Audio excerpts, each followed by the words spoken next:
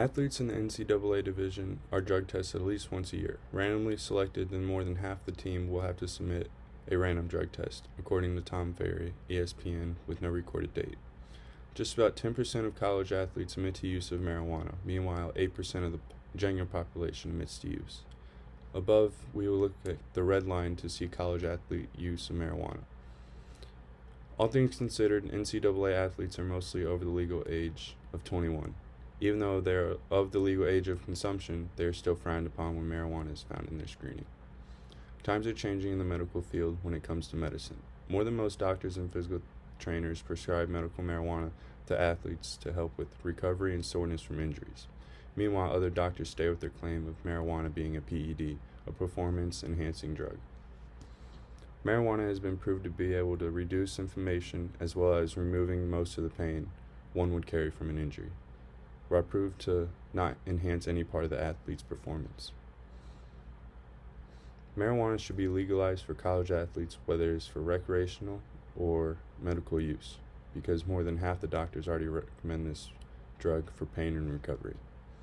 To convince you all that college athletes should not be drug tested, I will be talking about the benefits marijuana can have on athletes, what type of people consider marijuana a PED, which of the professional associations allow this drug, the downfall in previous college athletes, and finally some world-class athletes that use marijuana at the highest level, literally. As said before, marijuana can dramatically help with any unwanted inflammation, as well as dismissing any pain, which will bring relief to that athlete. Brittany Foles stated on August 2nd, 2018, in Medical Benefits of Athletes, marijuana use can vary. Athletes have claimed that training and performing while under the influence allow them to enter a meditative state, which confidence is high and distractions are low. Athletes do not have to elaborate on their meditative state they go into because it is backed and proved by empirical data. Not only can marijuana give pain relief in inflammatory situations, but in neuropathic pain as well. Medical use of marijuana can be dated back hundreds of years. What most people think of when they first think of marijuana is the 1970s, when everybody was doing it and you could tell. The original reason of the dislike of marijuana was because it was illegally distributed to the United States from Colombia. People who consumed marijuana in the 70s were considered hipsters, from the way they dressed to the way their weed looked. The generation before ours considered marijuana to be a legal narcotic, fairly enough.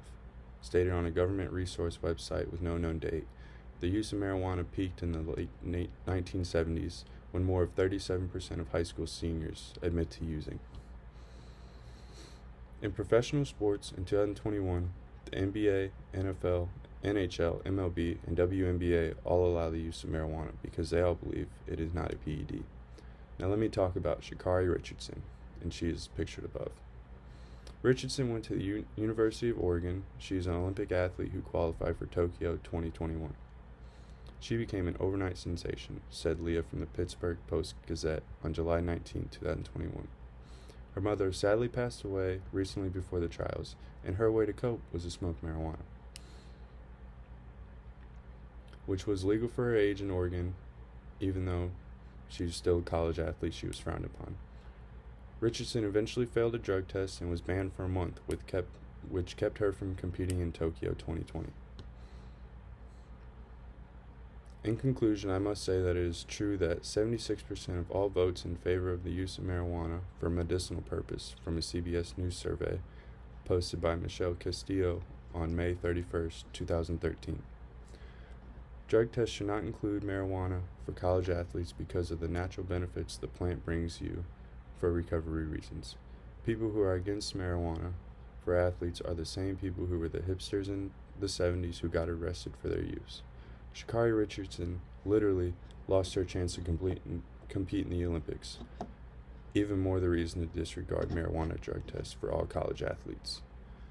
My final thoughts are that college athletes already undergo an abundant amount of stress, and we all know the best way to cope with stress.